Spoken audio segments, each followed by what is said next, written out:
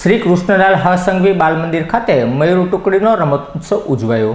શ્રી કૃષ્ણલાલ હસંઘવી બાલ મંદિર ખાતે રમત ઉત્સવનું આયોજન કરવામાં આવ્યું હતું, જેમાં મયુર ટુકડીની બાલિકાઓએ ભાગ લીધો હતો, જેમણે ખુરશી ગોઠવી, ફુગા ઉછાળવા, રબરના પઝલ્સ કૂદવા સહિતની રમતોમાં ભાગ લઈ તેમનો ઉત્કૃષ્ટ દેખાવ કર્યો હતો।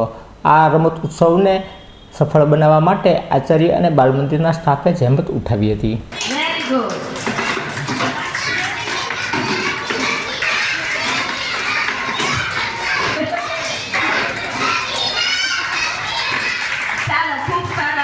સરસ હો ભાઈ, ખૂબ સરસ। તું જીત તો મને આનંદ, હું જીતું તો તને આનંદ, એવું છે। ચાલો બે જગ્યા લઈ લો પેલા, રેડી સ્ટેડી એન્ડ સ્ટાર્ટ।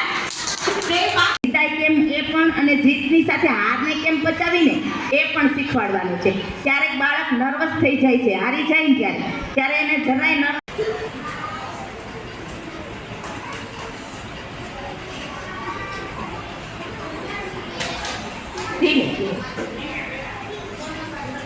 हाँ तो डी પછી શું આવે? हाँ વેરી ગુડ। એ બોલ। हेलो कौन? Very good. बोलो। પાડી મોકલજે મને। ચાલ વેરી ગુડ, સરસ। એ બી બોલતી થા બેટા।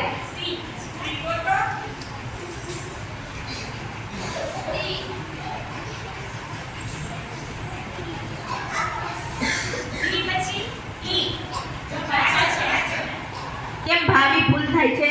ચલો બોલિંગ કર એટલે નો ભૂલ થાય। હા ક્યુ પછી, હા આર પછી, એસ પછી, એસ પછી શું આવે પરી? ક્યાં છે ટી? Very good.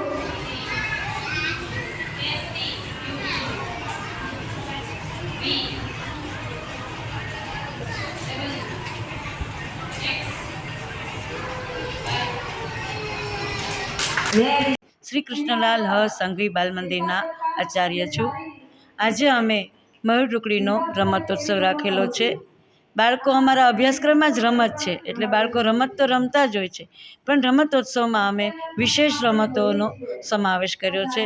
અને આ રમતોત્સવના મહેમાન તરીકે અમારી જ ભૂતપૂર્વ વિદ્યાર્થીની બાલ મંદિરથી લઈને અત્યારે 9મા ધોરણમાં અભ્યાસ કરે છે, ચિરંજીવ આરજુબેન ડેસર, જે નેશનલ પ્લેયર છે હેન્ડબોલમાં, અને હમણાં રવિવારે પણ તે રમવા જવાની છે। બાલ મંદિરથી જ આ બાળકને રમતગમતમાં ખૂબ શોખ હતો અને એ આગળ વધી છે, એની માટે એને ખૂબ ખૂબ અભિનંદન। સંસ્થા એની માટે ગૌરવ અનુભવે છે, અને અમારું ટ્રસ્ટી મંડળ પણ દરેક સંસ્થાઓને ખૂબ પ્રોત્સાહન આપે છે। દરેક બાલિકાની પ્રવૃત્તિઓ માટે, કાર્યો માટે અમને ખૂબ જ સરસ પ્રોત્સાહન પૂરું પાડે છે। બાલ મંદિર 62 વર્ષથી ચાલે છે, અને અત્યારે એનઈપી 2020ના જે આવ્યા છે નિયમો, એ અમે 62 વર્ષથી કરીએ છીએ। શ્રી ગીજુભાઈ બધેકા તથા શ્રી મેડમ મોન્ટેસરીના સાધનો પ્રમાણે તો બાલ મંદિર ચાલે જ છે, પણ સાથે સાથે અમે પ્રોજેક્ટ પદ્ધતિ અને પ્લેવે મેથડ પણ અપનાવેલ છે। નવી નવી ટેકનોલોજી, અત્યારે હવે ટેકનોલોજીનો યુગ છે, તો એને પણ અમે અપનાવેલ છે। કોમ્પ્યુટર શિક્ષણ આપીએ છીએ, અને દરેક સામૂહિક પ્રવૃત્તિઓમાં બાળકોને ખૂબ પ્રોત્સાહન સાથે ભાગ લેવાનું કહીએ છીએ। હાલ પણ અમારે પ્રવેશ કાર્ય શરૂ છે, તો ખાસ આપણી બાળકનો પ્રવેશ